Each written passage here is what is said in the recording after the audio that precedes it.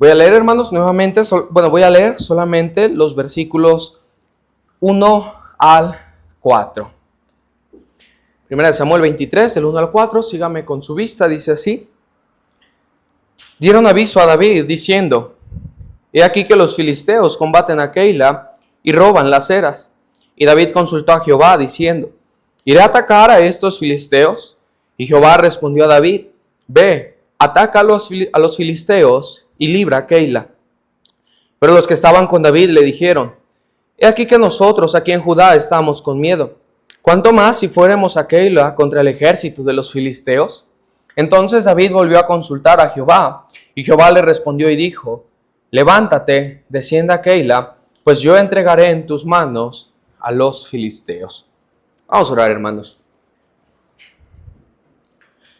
Padre, Señor, venimos delante de tu presencia, queriendo, Padre, poder someternos a tu palabra, querer entenderla, Señor, abrazarla, disfrutarla, Padre. Que ella sea, Señor, más dulce que la miel, Padre, a nosotros. Que podamos, Señor, disfrutarla, que no nos sea tedioso, Señor, escuchar la enseñanza, sino que podamos abrazarla, Señor, disfrutarla, Padre. Señor, quítame de en medio a mí. Me pongo en tus manos, Señor. Mis labios, Señor, son para que tú hables. Padre, expresa lo que tú quieras hablar, Señor. Señor, úsame en esta noche y ayúdanos a nosotros a entender tu mensaje. Te doy gracias en el nombre de Jesús. Amén. El tema, hermano, de esta noche es buscando la dirección de Dios. Buscando la dirección de Dios. El tema, ¿verdad?, del que hablábamos el domingo en la mañana era cómo comprobar la voluntad de Dios. Y el tema va similar, hermano, no de la misma manera, sino lo que puede pasar con un hombre que busca la dirección de Dios y lo que pasa con un hombre que no busca la dirección de Dios. Recordemos, ¿verdad, hermanos?, que David estaba huyendo de Saúl, ¿verdad? Ya van varios pasajes que vemos esta misma escena. Vemos a un hombre completamente cegado, ¿verdad?, por su egoísmo, por su egocentrismo, viendo a David como algo que no era su enemigo, ¿verdad? Lo estaba viendo como aquel que quería quitar el reino, pero David no tenía ni siquiera esta intención de quitarle el reino a Saúl. Entonces, ¿verdad? La escena con la que nos quedamos la semana pasada era como Saúl, ¿verdad?, con su ejército había matado a 85 sacerdotes que servían y ministraban al Señor. La locura de Saúl se había extendido tanto que ya no le había importado ahora meterse con aquellos que eran los siervos de Dios en ese momento. No le había importado a cuánto afectara, ¿verdad? Dice que aún mató a los niños de pecho, ¿verdad? Los hirió, mujeres, asnos, bueyes, ovejas, lastimó a esa ciudad donde David había pasado. Entonces ahora aquí, ¿verdad?, dice que le avisan a David en el versículo 1 diciendo: he aquí que los filisteos combaten a Keila y roban las eras. ¿Quiénes eran, hermanos, los enemigos principales del pueblo de Israel? Los filisteos. Ahora, ¿se da cuenta que quien llegó a defender no fue el rey? Porque él estaba buscando y peleando contra alguien que no debía de estar buscando y peleando. En lugar de defender lo correcto, estaba contra David, y al estar contra David descuidaba los asuntos de todo el gobierno. Imagínense, ¿verdad?, cómo, cuál era, estaba empecinado, ¿verdad?, obsesionado sería la palabra Saúl con David, que no le importaba descuidar a todo su pueblo por él querer lograr el propósito que él tenía. Pero dice que le dicen a David, ¿verdad? Los filisteos están combatiendo a Keila y roban las eras. Las eras, hermano, eran, vaya, como si fuesen los granados, ¿verdad? Donde guardaban provisiones y donde guardaban comida. Si atacan a un pueblo, hermano, en el punto donde ellos guardan la comida, ¿qué cree que va a pasar? El pueblo se va a debilitar, ¿verdad? Entonces, eran inteligentes para atacar. Pero empezamos el versículo 2, hermano, con una frase que me llama la atención. Y David consultó a Jehová, diciendo, ¿iré a atacar a estos filisteos? Y Jehová respondió a David, ve, ataca a los filisteos y libra a Keila. Pero los que estaban con David le dijeron, he aquí que nosotros aquí en Judá estamos con miedo. ¿Cuánto más si fuéramos a Keila contra el ejército de los filisteos? Entonces, David, ¿qué volvió a hacer, hermano? Consultar a Jehová. Y Jehová le respondió y dijo, levántate, desciende a Keila, pues yo entregaré en tus manos a los filisteos. ¿Cómo busco, hermano, la dirección de Dios? Lo debo de hacer antes de actuar, no durante o después de haber actuado. ¿Le ha pasado, hermano, que muchas veces no consultamos a Jehová, no pedimos dirección a Dios, y cuando nos animamos a hacer aquello, ¿verdad?, por lo cual debíamos de consultar a Dios, ya estamos en la situación y decimos, y si lo hubiera consultado hubiera sido diferente, ¿verdad? O ya cuando pasa el problema o ya pasa la situación, híjole, es que a lo mejor si le hubiera dicho al Señor me hubiera evitado esto y aquello. Entonces, hermano, para buscar a Jehová no se debe de hacer, se debe de hacer más bien antes de actuar, no durante ni después. Pero ahora también vemos que la gente de David, ¿se acuerda, verdad? Que David llevaba a aquellos que estaban quebrantados de espíritu, que tenían deudas, lo que habíamos visto hace como 2-3 clases. Tenía un séquito, ¿verdad? Tenía una gente que lo seguía. Esta gente no era la mejor, ¿verdad?, del pueblo, ni la más honrada, ni la más prestigiada. No, era gente que de cierta manera había sido ya desechada por la sociedad. Y esta era la gente que David traía. Pero les dice, ¿verdad?, a la gente, después de que él consulta a Jehová y que Dios le dice, ¿sabes qué? Sí, debes de ir y atacar a los filisteos. Debes de ir y defender al pueblo. Pero la gente le dice, ¿verdad? He aquí que nosotros aquí en Judá estamos con miedo. ¿Cuánto más si fuéramos a Keila contra el ejército de los filisteos? Para que entendamos la situación. Para ir a pelear a Keila tenían que enfrentar a los filisteos, pero atrás venía el ejército de Saúl. Entonces, ¿qué pasa si me agarran contra los filisteos? Lejos de que Saúl se ponga de mi lado, también me va a atacar. Entonces, no hay ni forma para donde yo hacerme, ¿verdad?, a un lado.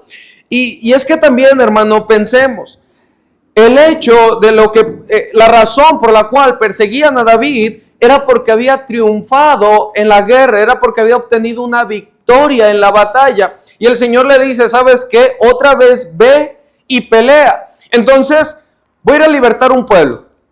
Saúl me tiene coraje porque la gente me quiere, porque ya peleé por ellos y ya les di la victoria. Si se entera que yo peleo y que otra vez gano, ¿eso va a calmar su ira? No. Va a hacer que todavía se encienda más. Entonces la gente, ¿verdad?, le dice, ¿sabes qué, David? No podemos ir. No podemos ir a pelear, no podemos ir a luchar, no podemos ir contra los filisteos, porque si aquí en Judá estamos en peligro, ahora imagínate estando peleando y que llegue Saúl allá. Porque esto, hermano, tampoco era un chisme chiquito, ¿verdad?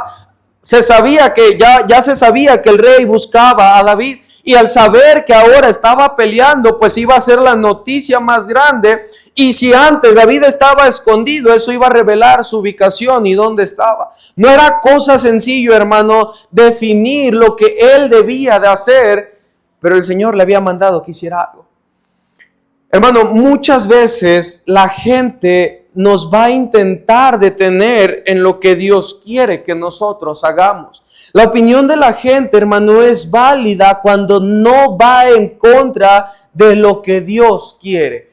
La gente, ¿verdad?, me puede poner un alto al plan que Dios tiene para mí, pero si yo he entendido cuál es el plan que Dios tiene y qué es lo que Él quiere que yo haga, ¿debo de escuchar lo que dice la gente?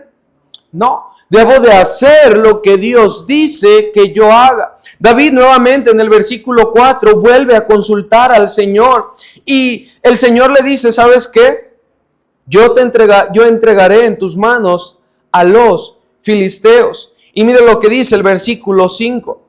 Fue pues David con sus hombres a Keila y peleó contra los filisteos, se llevó sus ganados y les causó una gran derrota y libró David a los de Keila. Entonces, hermano, como David había obedecido al Señor antes que los hombres, Dios le concedió la victoria. Dios le dio la victoria, no porque David fuera bueno, porque la situación, yo creo que hasta emocional en la que él se encontraba, la gente con la que él estaba luchando tampoco era gente de guerra, como ya los habíamos descrito hace un momento, pero el obedecer a Dios, hermanos, siempre asegura una victoria segura. El obedecer a Dios siempre trae victoria.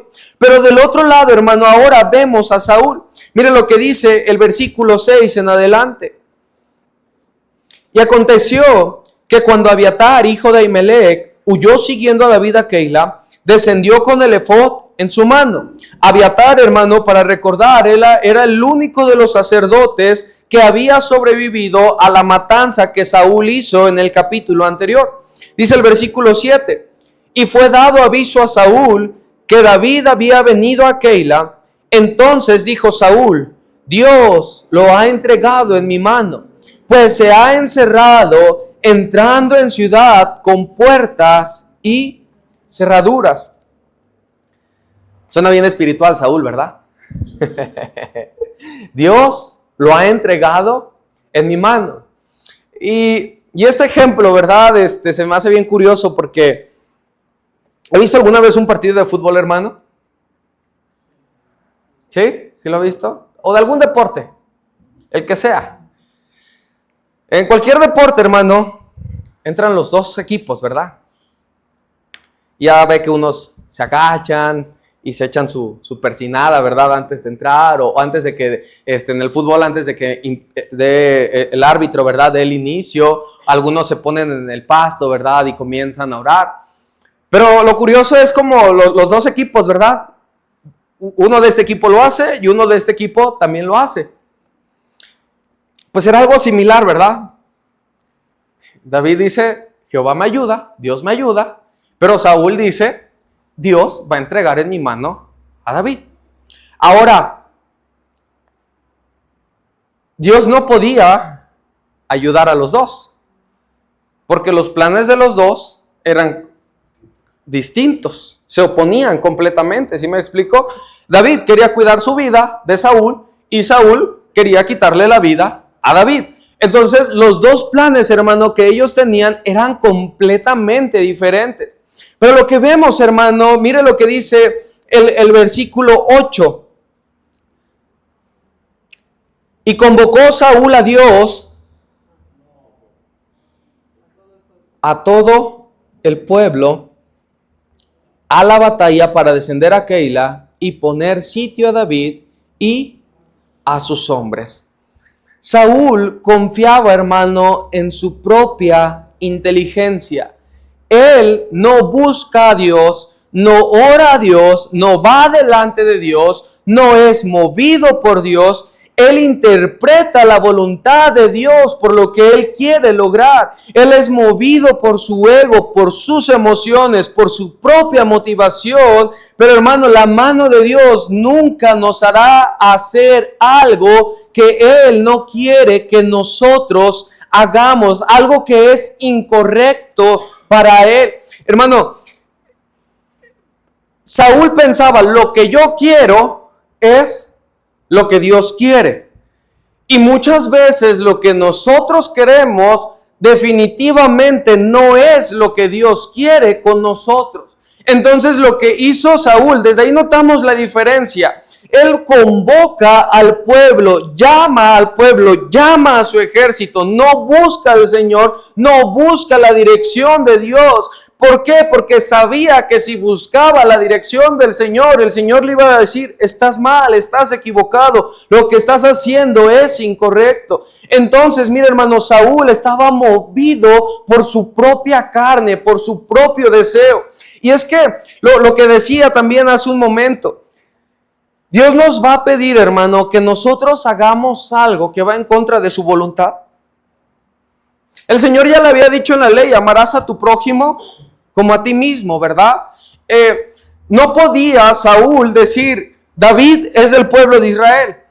¿Cómo yo puedo matarlo? ¿Cómo yo puedo querer su vida, verdad? Y mira, hermano, a veces nosotros no es que queramos matar a algo o a alguien, ¿verdad? No es que queramos estar quitándole la vida a alguien más. Pero hay cosas, hermano, a las cuales nosotros nos aferramos que sabemos que a Dios no le agrada. Hay cosas que nosotros manipulamos para que parezca que es la voluntad de Dios. Pero no es así. Dice la Biblia, ¿verdad? Allá en Romanos, lo que leíamos el domingo, la voluntad de Dios es agradable y perfecta. La voluntad de Dios es perfecta, no hay equivocación, no hay error, es agradable, es completamente disfrutable, ¿verdad? Uno se puede deleitar en lo que en ella hay. Y decíamos que la voluntad de Dios se comprueba fácilmente a través de que yo estoy viviendo en obediencia a Dios. Y sí, hermano, Dios ha revelado algo claramente en la Biblia que me dice que eso no le agrada a Él. ¿Es la voluntad de Dios? No. Si Dios ya dijo que no en su palabra, ¿yo debo de moverle? No. Si Dios ya me dijo, esto sí, esto no. Si Dios ya me dijo, tienes que hacer esto, tienes que hacer aquello. ¿Es difícil entenderlo? No. Pero a veces nos ponemos en la misma posición de Saúl. Dios lo ha entregado en mis manos. Dios me respondió. Dios obró. Y el Señor dice, yo ni te conozco, ¿verdad? Yo ni había escuchado esa petición. Porque se acuerda en 1 Juan dice que si le pedimos algo conforme a su voluntad, Él nos oye. Primero dice nos oye. Si estamos de acuerdo a su voluntad y posteriormente nos lo da. Entonces, si ni siquiera le pedimos dentro de su voluntad, tampoco nos escucha. ¿Por qué? Porque como le dije, hermano, hay cosas que están tan claras en la Biblia. Por ejemplo, ¿verdad? A mí me es curioso. A veces queremos, ¿verdad? Y pedimos por una mejor economía. Y nos aferramos tanto a eso, hermano, que cuando lo tenemos nos alejamos de Dios. ¿Fue el Señor quien nos lo dio? No. A veces, hermano, queremos, ¿verdad?, un mejor trabajo, una mejor escuela, tenemos otro tipo de amistades que ya sabemos que al Señor no le agradan, tenemos una pareja, hermano, que el Señor no quiere que tengamos. Es más, hermano, a veces hasta convivios, ¿verdad?, con nuestra familia que sabemos que al Señor no le gusta. Lugares que frecuentamos que al Señor no le agradan, programas que vemos que al Señor no le agradan, cosas que hacemos que a Él no le agradan, pero como nosotros pensamos que a nuestros ojos es agradable y es perfecto, entonces esa es la voluntad del Señor. Y Dios lo ha entregado en nuestras manos. Pero la palabra de Dios se contradice a eso que estamos teniendo y aferrándonos, y Dios dice, esa no es mi voluntad. La Biblia dice, hermano, que la bendición de Jehová es la que no entristece, es la única que no añade tristeza con ella. Pero es curioso, ¿verdad? Porque en la misma Biblia nos dice que el único que puede bendecir es Jehová. Entonces, sin Jehová no nos da su bendición, no hay otra bendición que podamos obtener en este mundo, porque el único que puede bendecir es Jehová. Si yo no tengo la bendición de Dios, ¿qué es lo contrario? Maldición. La bendición de Dios, hermano, es la que enriquece y no añade tristeza con ella. Jehová es el único que puede bendecir. Y si yo no estoy dentro de la bendición de Dios, yo no tengo bendición, porque Él es el único que la puede dar. Entonces lo que yo tengo, hermano, muy probablemente es maldición. Como le dije, a veces nuestro pensamiento, hermano, piensa que lo que tenemos, Dios nos lo ha dado. Pero a veces lo que tenemos es porque nosotros nos hemos aferrado a conseguirlo antes de que Dios nos los haya dado. Hermano, Dios, lo que Dios nos va a dar, creo yo que hoy en nuestros días se ve de la siguiente manera. Cuando Dios nos da algo, eso algo, hermano, no nos aleja de tener comunión con Él. Es más, al contrario, nos acerca más a Él. Cuando Dios nos da algo, no nos aleja de congregarnos, al contrario, nos ayuda a tener un mayor deseo de congregarnos y de buscar de Él. Hermano, cuando Dios nos da algo, nuestro corazón no se hace mezquino, sino al contrario, más dadivoso, porque como Dios nos los ha otorgado, entonces yo quiero darle más a Él. Pero a veces causa todo lo contrario en nosotros, ¿verdad? Como le dije, hermano, tengamos cuidado en no pensar y en no cambiar cuál es la voluntad de Dios en nuestras vidas. Seguimos leyendo, hermano, porque la lectura se vuelve también un tanto más interesante. Dice el versículo 8, y convocó Saúl a todo el pueblo a las batallas para descender a Keila y poner sitio a David y a sus hombres. ¿David dependía de Dios, hermano? Sí. Ahora, ¿quién cree que necesitaba más a Dios? Saúl. Eso lo vemos nosotros, hermano, porque conocemos el contexto, ¿verdad? Porque hemos visto la palabra. Pero creo que realmente, hermano, Saúl no dependía de Dios porque no había necesidad de hacerlo. Permítame explicarle.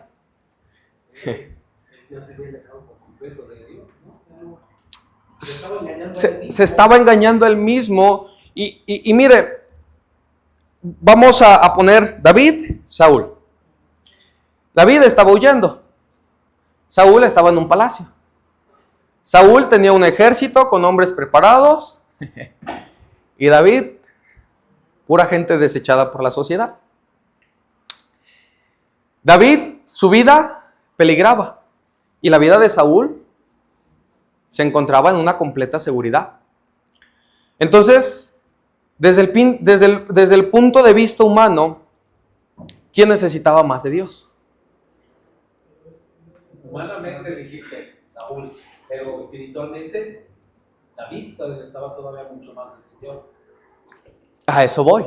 Humanamente, cuando usted ve, hermano, y yo sé que a usted le ha pasado, ¿verdad? Uno ve a alguien que va manejando aquí un carrazo, ¿verdad? Recién salido. Y no porque lo compró apenas y lo va a cambiar en 10, 20 años, sino que el siguiente año va a poder comprar otro, ¿verdad?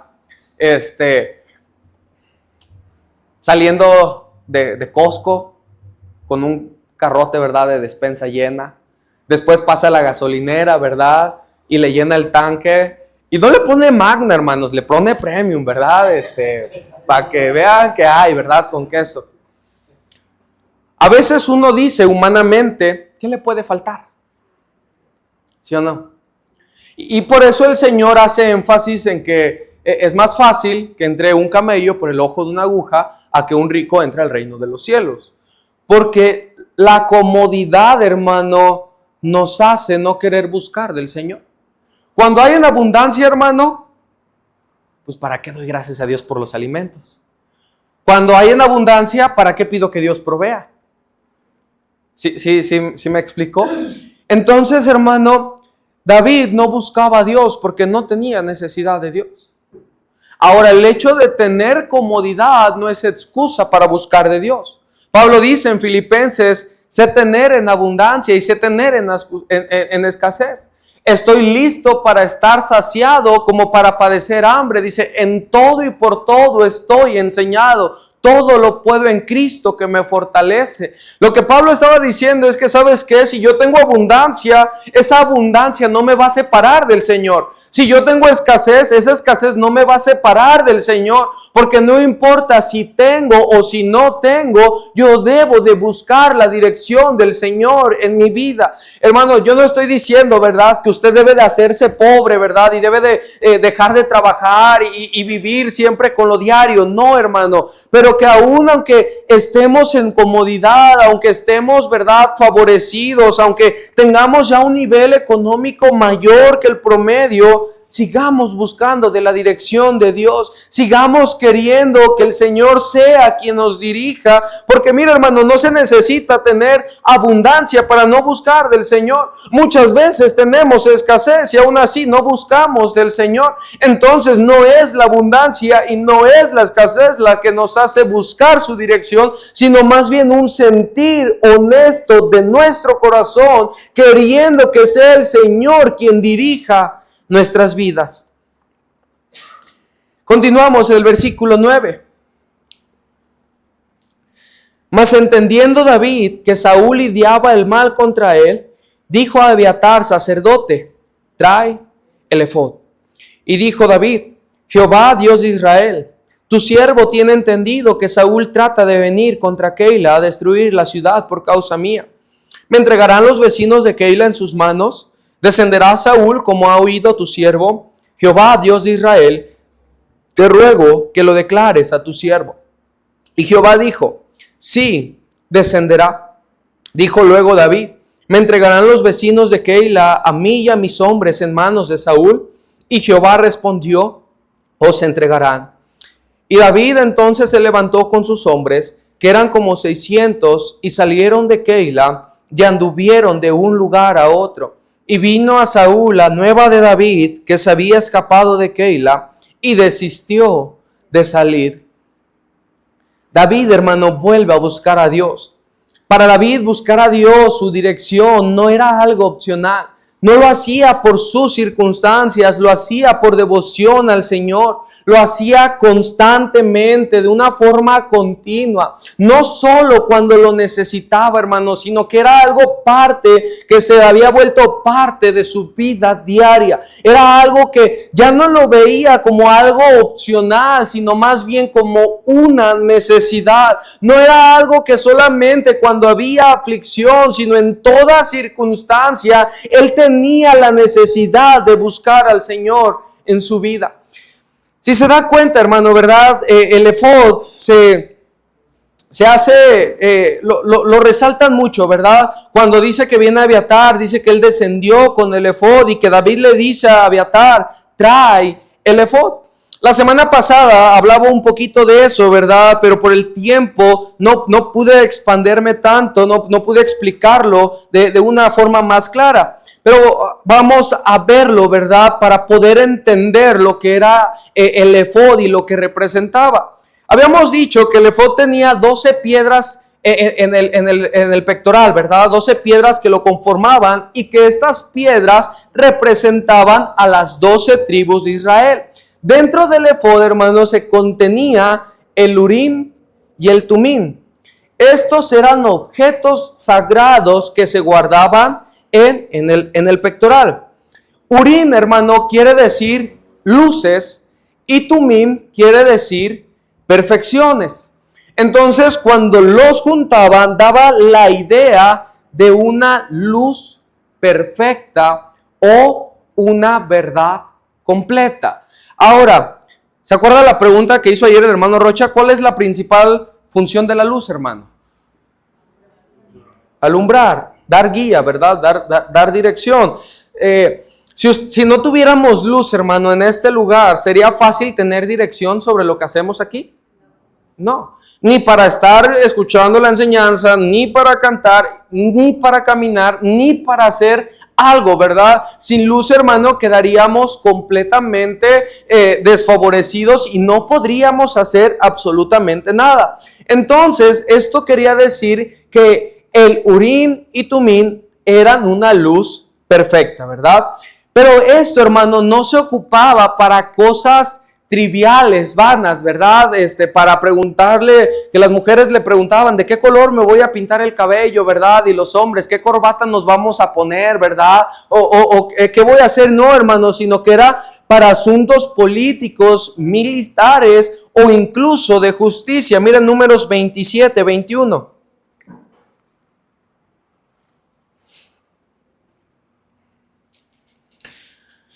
El contexto, hermano, de estos versículos es cuando a Josué lo van a poner como el sucesor de Moisés. Dice lo que dice el versículo, fíjese lo que dice el versículo 21. Él se pondrá delante del sacerdote Eleazar y le consultará por el juicio del Urim delante de Jehová. Por el dicho de él saldrán y por el dicho de él entrarán. Y todos los hijos de Israel con él y toda la congregación. Y Moisés hizo como Jehová le había mandado, pues tomó a Josué y lo puso delante del sacerdote Eleazar y de toda la congregación, y puso sobre él sus manos y le dio que el cargo como Jehová había mandado por mano de Moisés. Entonces, era, hermano, cuando había un problema, una dificultad que el pueblo no sabía cómo resolver o cómo darle una respuesta. Pero también, hermano, no siempre había una respuesta. No porque se le fuera a consultar a Jehová quiere decir que iba a haber una respuesta por él. Mire 1 Samuel capítulo 28. Recuerda cuando Samuel visita a la bruja, hermano. 1 Samuel 28, del 6 al 7, mire lo que dice. Y consultó Saúl a Jehová, pero Jehová no le respondió ni por sueños, ni por Urim, ni por profetas. Entonces Saúl dijo a sus criados, buscadme una mujer que tenga espíritu de adivinación, para que yo vaya a ella y por medio de ella pregunte. Y sus criados le respondieron, he aquí hay una mujer en Endor que tiene espíritu de adivinación. Entonces, hermano, Dios determinaba cuándo sí y cuándo no responder. Y le digo, hermano, mire, el Antiguo Testamento no se contradice con el Nuevo Testamento. Cualquier cosa que pidáis de acuerdo a su voluntad, Él la va a escuchar. Saúl, hermano, cuando va y busca a la bruja, ¿estaba dentro de la voluntad de Dios? No. Entonces, Dios no lo iba a escuchar. Pero en el Antiguo Testamento era el Urim y el Tumim para poder consultar la voluntad del Señor. En el Nuevo Testamento, la iglesia, no tenemos el Urim y el Tumim. No como, ¿verdad? Porque pareciera que era algo hasta como misterioso, ¿verdad? Algo mágico. Pero no, hermano, Dios revelaba su voluntad como Él quería hacerlo. Pero ahora nosotros, hermano, como parte del cuerpo de Cristo, como hijos de Dios, tenemos la palabra de Dios. Segunda de Timoteo 3:15. Vamos a 2 de Timoteo 3:15.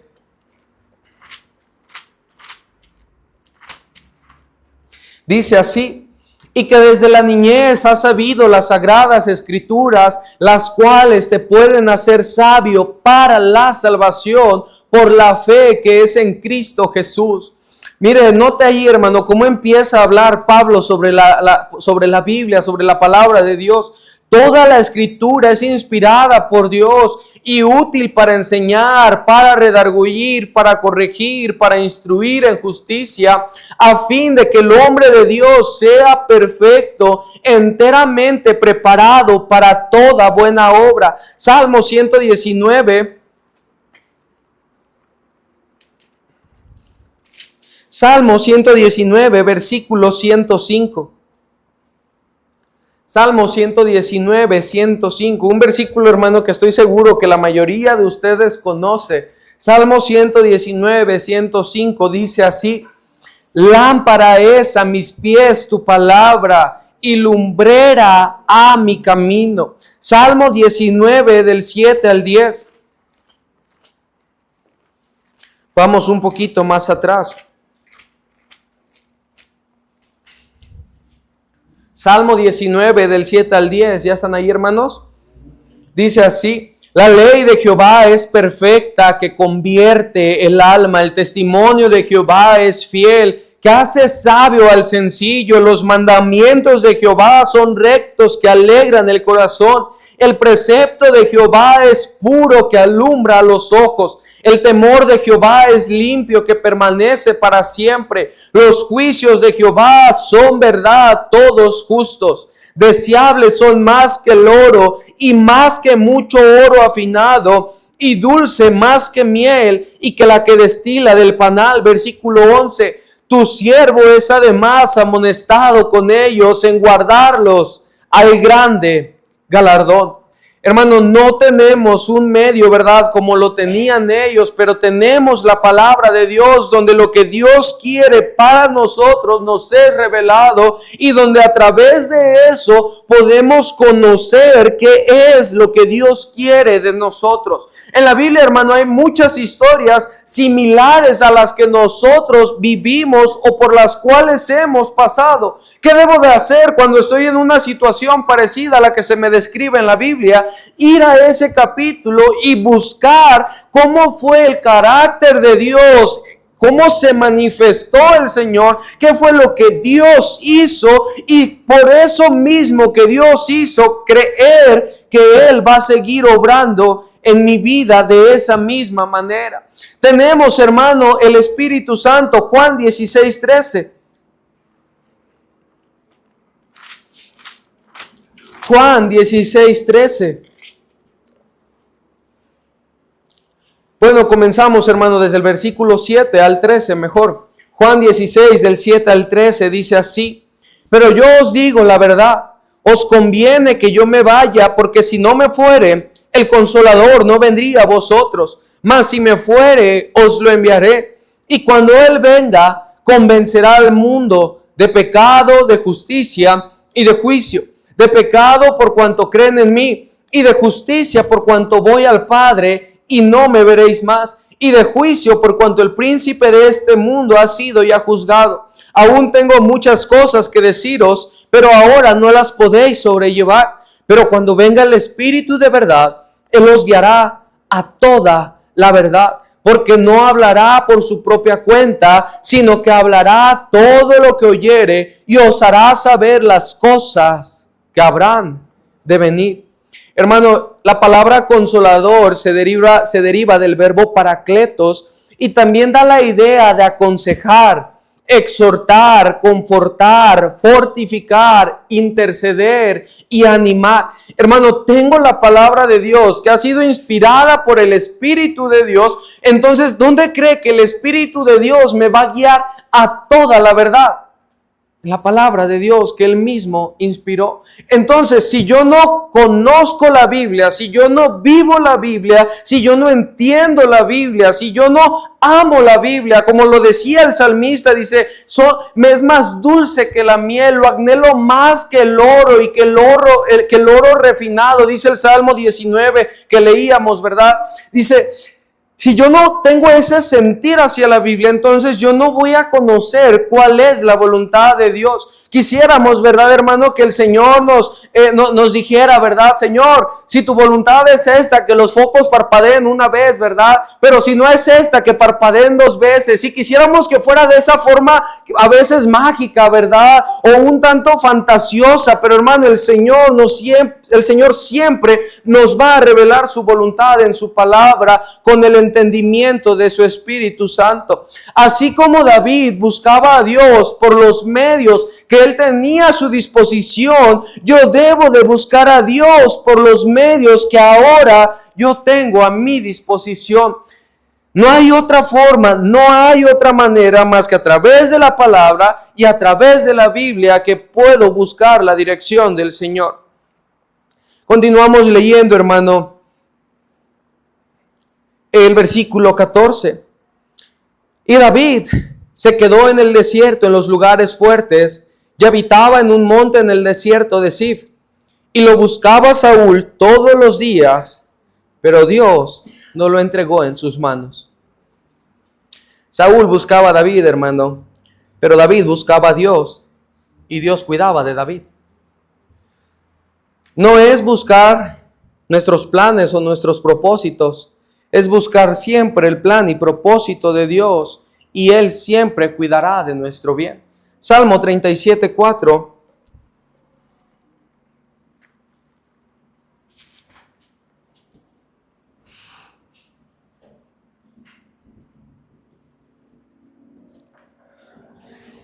Deleítate a sí mismo en Jehová, y Él te concederá las peticiones de tu corazón. Saúl buscaba a David, pero David buscaba a Jehová. Saúl estaba obsesionado con David, pero David estaba obsesionado con Dios. ¿Sí nota cuál es la diferencia, hermanos? Yo no puedo pensar, hermano, que si estoy buscando mi plan, mi propósito, que si estoy buscando mi propia voluntad, el Señor va a estar conmigo. Yo debo de buscar el plan y el propósito de Dios, y sobre ese plan y sobre ese mismo propósito trabajar mi vida para poder llegar a lo que Dios quiere hacer conmigo. No es lo que yo quiera, no es lo que yo piense, es lo que Él quiere. Buscamos la dirección de Dios, pero queremos que su dirección se vuelva mi dirección, y no puede ser así. Si realmente, hermano, quiero buscar la dirección de Dios, debo de estar dispuesto a que muy probablemente el Señor va a cambiar mis planes, va a mover mi vida, va a cambiar mi horario, va a cambiar la forma en la cual yo vivo, va a cambiar incluso mis amistades, va a cambiar los lugares que frecuento, las amistades que tengo, la familia, todo va a ser transformado de acuerdo al plan y al propósito de Dios. Pero esa debe de ser nuestra disposición si estoy buscando su dirección. Porque si yo no quiero someterme a su plan, a su voluntad, pues entonces, ¿para qué lo estoy buscando? Hermano, busquemos el plan, la voluntad que el Señor tiene para nosotros. Ya no alcanzamos a ver el final del capítulo, lo estaremos estudiando más adelante. Pero hermano, más adelante podemos ver cómo Dios muestra siempre su fidelidad cuando nosotros obedecemos el plan que Él tiene para nuestras vidas. Hermano, busque la dirección de Dios. ¿Usted es sabio, hermano? ¿Usted es más sabio que el Señor? No. ¿Usted tiene más poder que el Señor? ¿Usted tiene más posesiones que el Señor? Hermano, todo lo que existe le pertenece a Él. Dice el Señor, ¿verdad? Si Él cuida de las aves, cuidará también de mí. Entonces confiemos, hermano, en el plan y en el propósito que Dios tiene para nosotros, y busquemos cuál es ese plan y ese propósito. Vamos a orar. Padre, Señor, te doy gracias por lo bueno que eres. Gracias, Dios, por tu palabra. Permítenos, Señor, poder entenderla siempre un poco más. Poder entender, Señor, que en ella, a través de tu Espíritu Santo, Señor, tú nos has mostrado tu voluntad. Que no necesitamos algo más, Señor, más que conocer tu palabra, escudriñarla, estudiarla, leerla, Señor. Aprender a meditar en ella, Señor. Escuchar tu voz por ella. Señor, que tus planes, tus propósitos hacia tu iglesia son mostrados en la iglesia, en tu palabra, Padre. Señor, ayúdanos a tener esa vida que gira en torno a la Biblia, que gira en torno a lo que tú quieres que nosotros hagamos, Señor, y así poder cumplir el plan que tú tienes en nuestras vidas. Ayúdanos a buscar tu dirección. Ayúdanos a buscar, Padre, lo que tú quieres hacer para nosotros. Te pido todo esto en el nombre de Jesús. Amén. Vamos a recoger las ofrendas, hermanos, los diezmos de esta noche. Buenas noches, hermanos. Vamos a orar. Señor, te damos gracias porque eres bueno, Padre. Quiero pedir, Señor, que sea